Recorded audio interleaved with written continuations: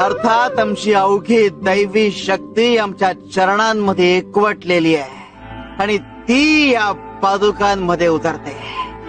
या चरणांनी धारण केलेल्या पादुका म्हणजे आमचं सत्व.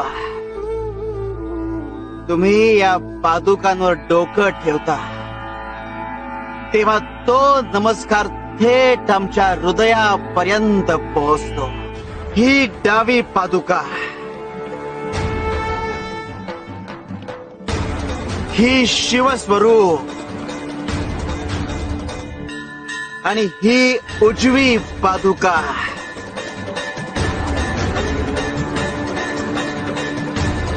शक्ती स्वरूप. उजव्या पादुकेतली मारक शक्ती अवगुणांचा, वाईट प्रवृत्तीचा नाश करते.